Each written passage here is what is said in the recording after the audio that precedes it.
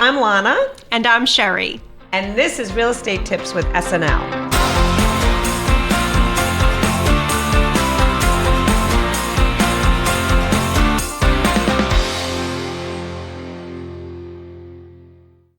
Today, Sherri's going to introduce our guest. Yeah. Yes. Who do we have today? I'm very excited to introduce Kevin Murphy from Eagle Environmental. Kevin, why don't you tell us a little bit about yourself? Excellent. I am super happy to be here, and it gives me an opportunity to go over a lot of things about radon that people need to know. And I have been in business 31 years, coming up on 32. Wow. And myself and my business partner actually had a mutual friend in the military whose dad started up the first radon company in Massachusetts, and he was a participant in the first radon job in 1987. So we go back to the very beginning, and fast forward, my gig now is actually office and phone calls, scheduling. I've been out doing jobs for just about the whole time. So, he and I are both getting a little older and transitioning and changing gears. And it's a good opportunity for me to fill these shoes instead of being out there installing radon systems. So very, very happy to be here. Thank you. Thank you for coming. So what is radon? Okay. Radon is a naturally occurring gas that comes from the breakdown and decay of uranium in the earth and soil all around us. So uranium, radioactive element, as it decays and turns into radon, it can travel through the earth and soil. And more importantly, it gets drawn into structures that we work and live in and can get to levels that can be harmful over long-term exposure. There is a feature, so it's important to note that from Pennsylvania up through Maine, so where we live, is called the Redding Prong. So unusually high concentrations of uranium in the earth and soil. And that's what gives us our specific problem here in the Northeast. So when you started 31 years ago, you said, how long has this been out there, for us in real estate? This is kind of like a newer thing. Where did it, how did it come all about? Okay, so there's the first time that they realized that radon was going to be a problem in buildings, there was a nuclear engineer, I think. He was a worker in a power plant in Pennsylvania. His name was Stanley Watrous. And he went home for lunch, and when he came back, he set off the radiation detectors. And they said, well, wait a minute, that's to identify leaks when you're leaving the building. Where did all this radioactivity come from? Okay. So scientists for years thought that radon was never going to be a problem in buildings because it's a heavy gas. So heavier than air, they thought it was going to stay in the ground. And they just didn't realize the amount of vacuum that's created within buildings to draw the gas in. So when you started 31 years ago, was this prominent, like in residential homes? It's really never changed as far as how many houses have been affected by radon because the uranium's always been there. Initially, when people started to find out about radon, there was an article written in the New England Journal of Medicine, and it identified radon as being, a problem to our lung cells, etc. And so leading cause of cancer, right? Second leading cause next to smoking. So a lot of medical professionals and people, we were working in towards Boston, and then it quickly transitioned into something that was real estate connected. And so the EPA had set a guideline at 4, so that was the magic number. But never considered to be a safe level, but they set the guideline at 4, urging people to get the levels. 4.0 parts per... It's picocuries per liter, which is an amount of radioactive energy per liter of air. All right. So, and there it began, with radon being known to be in homes, and so it's just really snowballed from that. We still know what we knew then, that it's a problem. More and more people are being educated about it. So there's, a higher than ever public awareness. So a lot of people are testing, which is a good thing. I am never an alarmist about radon. I'm probably more likely to ask questions like, how much time do you spend in that environment? They did a test in the basement, for instance, and do you ever go down in the basement? So there's a lot to talk about with testing, and that was actually, if I were to say one thing during this whole thing, is nothing happens without a radon test. I could educate people about how to fix it and what radon is and all the different things about it. But if people don't physically do a radon test, you don't know what your radon levels are. Okay, so let's talk about this test. Now, it's a little canister or there's several canisters. kinds. So what is the best test device? Okay. There are many methods of testing, and they're all pretty much the same. If you were going to purchase a home, you may want to have a professional tester come in with a radon monitor. There are advantages. That's like a piece of equipment. It's an electronic equipment, Yeah. and they come in, and the advantage of that is, number one, you get an instant reading when the test is done. Nothing has to be mailed. Secondly, there are things that the monitor has that would prevent tampering, like motion detection, power disruption, barometric pressure, temperature, if people open up a window or whatever. If you are in control of your testing conditions, you can certainly go through our local lab in Massachusetts, which is AccuStar, or you can go to a hardware store and get one off the shelf. And all those tests, whether they measure alpha or gamma, they're vials or canisters or whatever, they're basically absorbing radiation into charcoal and being analyzed at a laboratory, which a lot of people like the monitor because they think it's, sophisticated. It doesn't compare to the sophistication of the equipment that the laboratory has. So when they get that sample, it's very accurately analyzed. So you recommend that everyone does that? Everyone should do a radon test at least every 2 years, and this is important to note, with or without a radon system. So as realtors, you may walk into a house and you say with your buyer, oh, you don't have to worry about radon. This house has a radon system. Or even Eagle Environmental installed this radon system, so you don't have to be concerned. But you really should do a test. If I could tell, the testing portion of it is so important, and having people with radon systems do tests. We have over 35,000 radon systems installed. And many people don't know to do follow-up testing periodically, and they should do it at least every 2 years. And there are important things to discuss about the radon testing, and one of the most important is that radon levels vary during different times of the year. Seasonal. Winter levels can be 2 to 3 times what summer levels are. So if we install a radon system today and someone does a retest and comes out with great levels, that's awesome. They need to do a follow-up test sometime during the heating season. And is it changed state to state levels?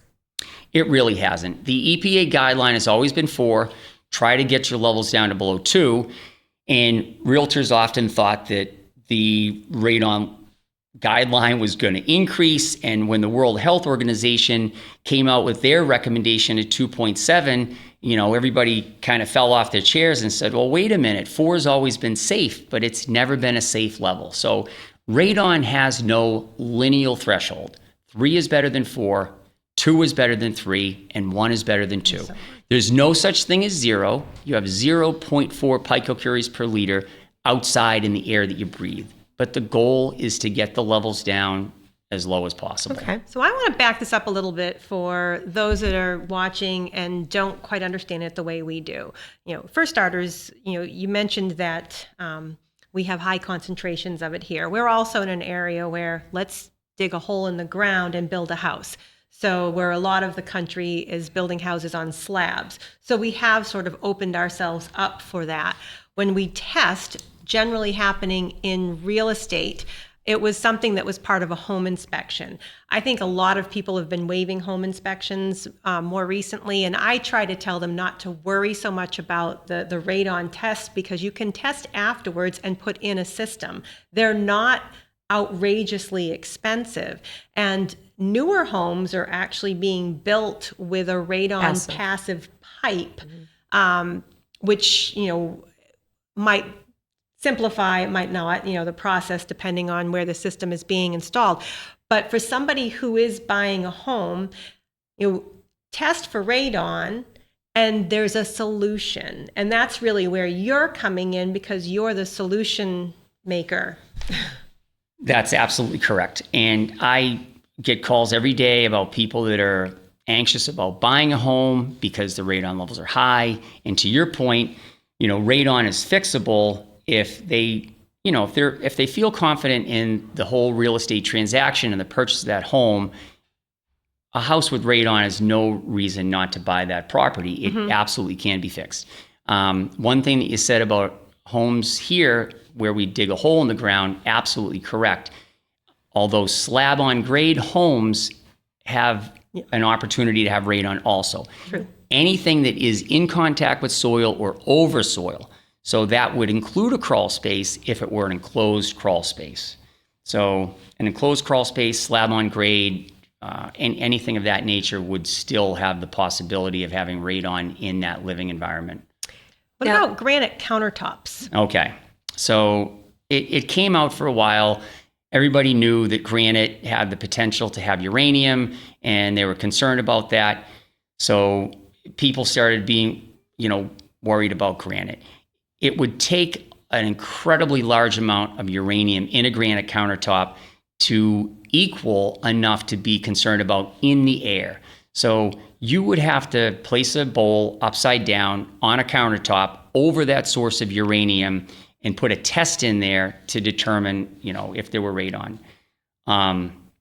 in that area. So it's highly unlikely that, building materials or a granite countertop is going to increase the radon levels enough in a living environment to cause a problem. Radon being a gas, the uranium has to be on the surface. So if it's encapsulated in a rock, it's going to decay into gas, but the gas is going to stay in there. So there'd be no concern. So what does your radon mitigation system do? Okay. So radon mitigation used to be called SSD, or subslab depressurization. Realizing that it's not always a slab that's depressurized, the name got changed to active soil depressurization. So we're actively depressurizing the soil with pipes and a fan. So what we have to do, because radon comes in because of a difference in pressures, we have to reverse that process. So we have to create enough of a force or a vacuum underneath the slab of the basement, or in the case of the crawl space or the membrane, being active soil depressurization and not just a slab, we have to stop the radon from coming in, and it has to be ongoing. So the fan has to run continuously. If you were to turn off a fan or any radon system, the radon levels would build up in a very short period of time and reach an equilibrium. So 6 to 12 hours. And that kind of dispels the myth. Also, I will add that the house is high because people haven't lived there for a month. So no wonder the radon levels are high. Typically, houses that are lived in are actually a little higher than houses that are vacant, because things are added to that environment that would increase the vacuum, doing a load of clothes in the dryer, kitchen exhaust, bathroom fans, etc. So let me just backtrack just one question I have. Does it matter where you test? Now, if you have a basement and it's unfinished, you're never going to go down there. Are you testing there? I find that inspections and testing is being done at the basement level, never on the first level. And if you're not going to have living space, okay, immediately, maybe you're always thinking future, why wouldn't you be testing on the first level? Excellent. Buyers of homes almost always plan to finish the basement. Whether they do or don't. They're all going to get a pool too. They're all going to get a pool. They're all going to finish the basement. Now, I called the EPA in a property in Worcester one time, and it was a basement that I could barely stand up in with a dirt floor, and that's where they did the test. And I said, this isn't a good place to do the test. And the EPA said, it's up to the buyer, really, as to where they want to do a test. So what would constitute a livable space? I would say there are codes and the ceiling's too low, or there's not enough natural ventilation, or whatever the case may be. But the buyer of the property may decide, I'm going to have a workout room down there regardless. Or so there's livable space versus lived in space. I like people to do tests in the basement and on the first floor. It gives them a good idea of the worst case scenario, but also what they're actually going to be living with. And I do find that people call every day. I did a test in the basement, and I'm kind of old school. So I say, how much time do you go down in the basement? There is, though, the fact that radon is not confined to the basement, and a typical ratio from basement to first floor with forced hot water heat, it's 3-to-1, and with forced hot air, it's 2-to-1.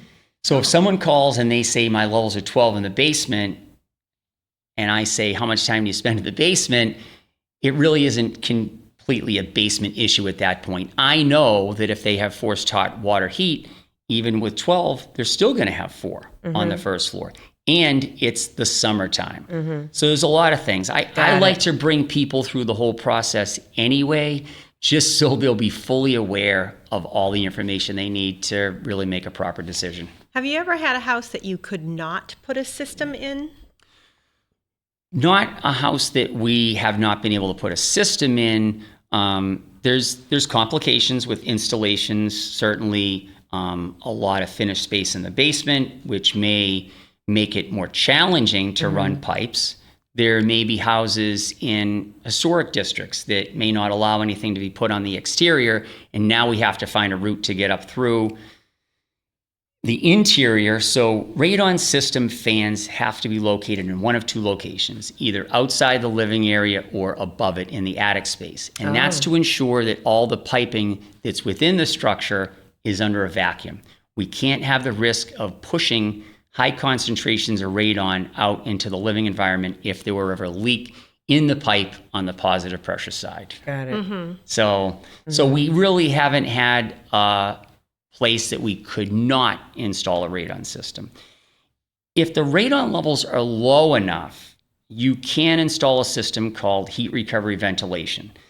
So all depending on the amount of space in the basement, so volume of air, and what the radon levels are, you could dilute the concentrations of radon with this heat recovery ventilation, which brings fresh air in and dilutes the concentrations of radon, but transfers the heat from the outgoing air to the incoming air. I've seen that actually. So it is a way to reduce radon levels in addition to the active soil depressurization. It is not nearly as effective, and we don't use it very often as a company. But it is an option. My highest ever radon testing amount was 65, but you've probably seen them much higher. I have. Levels that we fix on average are about 10. Levels 100 or greater fall into the top 1% of all homes ever tested. We have seen levels in Massachusetts in excess of 1,000 picocuries per liter.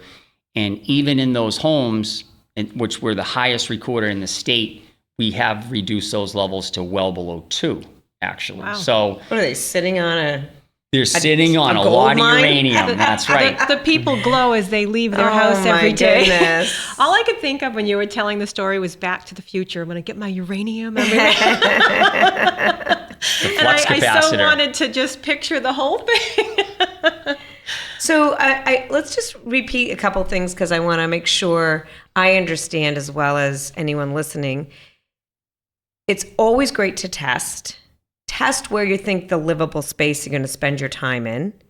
And then if you have a system, make sure you're testing at least every 2 years with or without the system, basically. Because if the system is installed, you still don't know, you probably don't remember when it got installed. So you want to get it tested.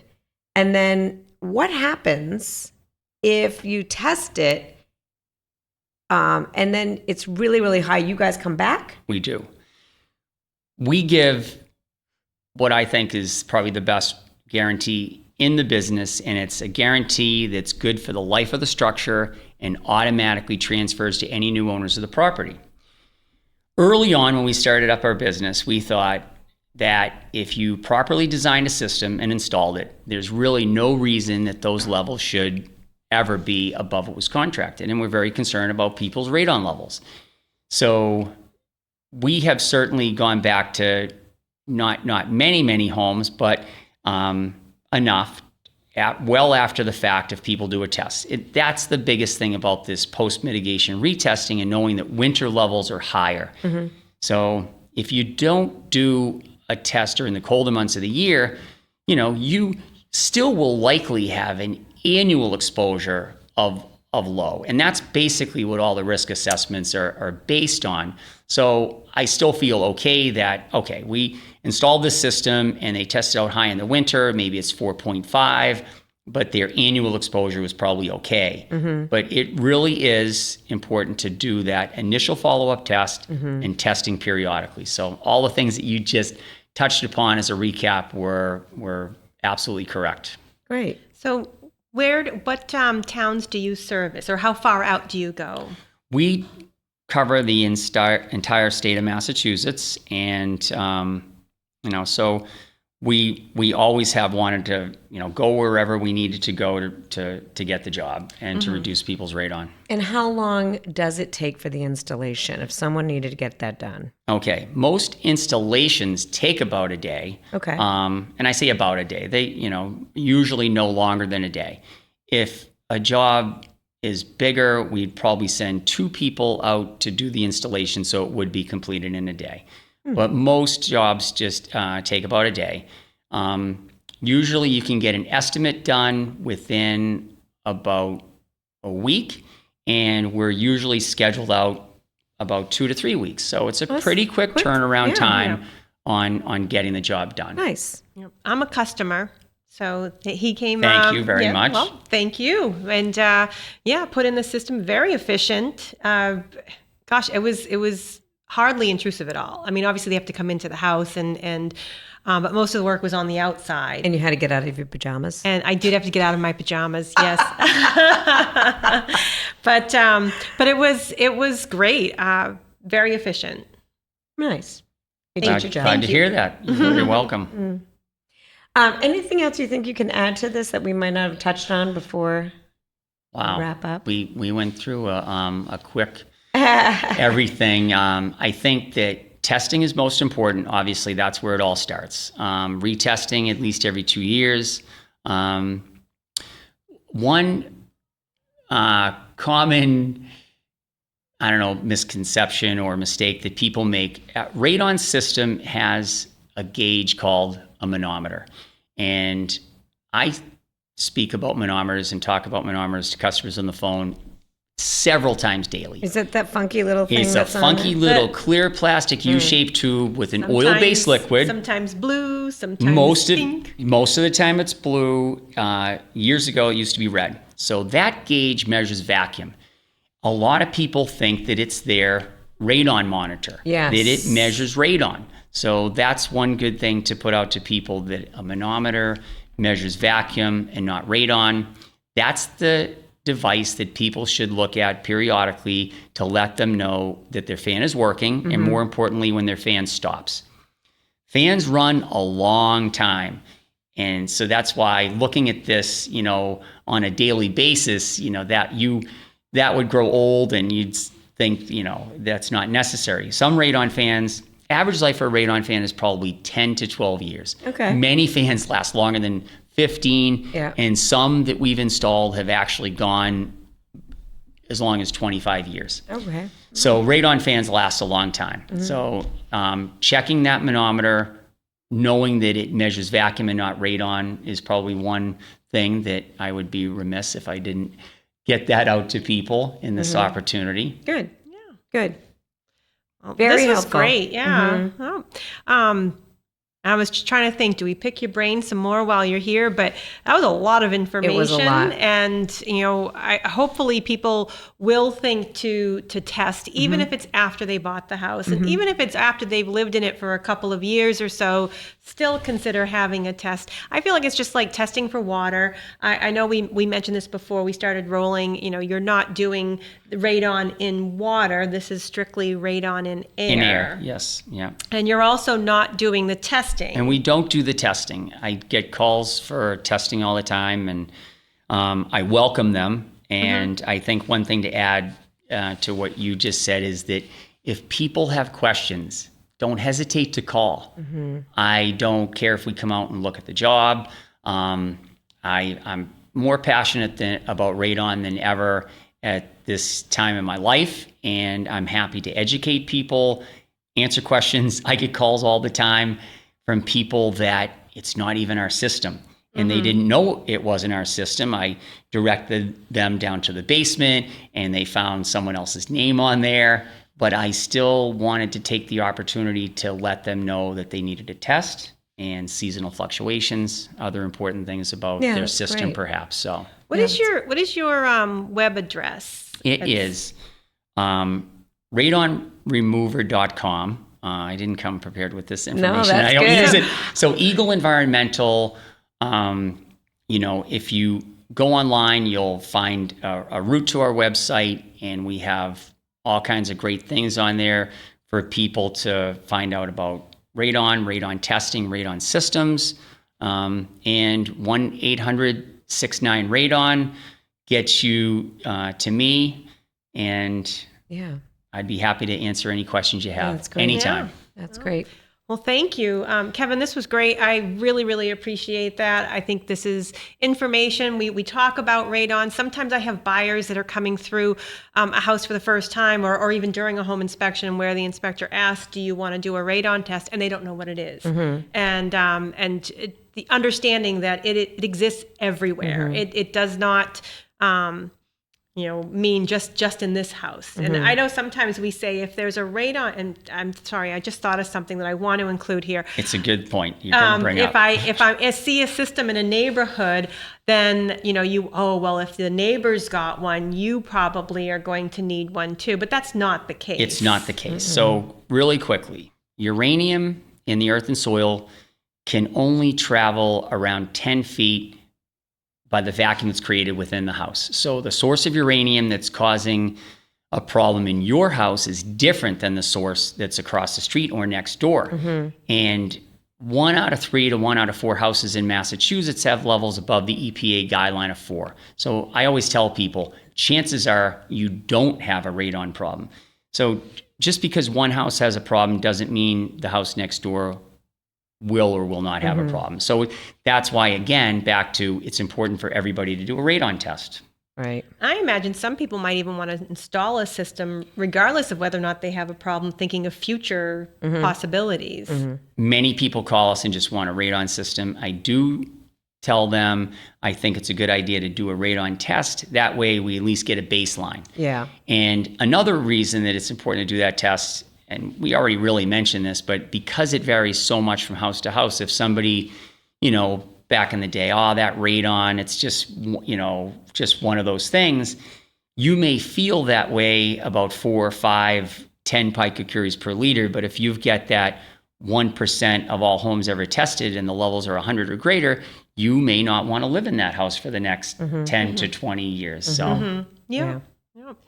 All right. Well, excellent. I know. I tried to wrap it up, and then I thought of something else. But this time I'm going to wrap it up. I'll come back again. I love there we it. go. I love it. Thank you so much. Thank you. So, Kevin, your Eagle Environmental is in North We started off in Northborough. We're now in West Boylston. West Boylston. Yes. Okay. We carried the Northborough number when we moved years ago. Okay. And all right. So Eagle Environmental in West Boylston, and that's 1-800-69-RADON. Radon. Okay. Hey, pretty good, huh?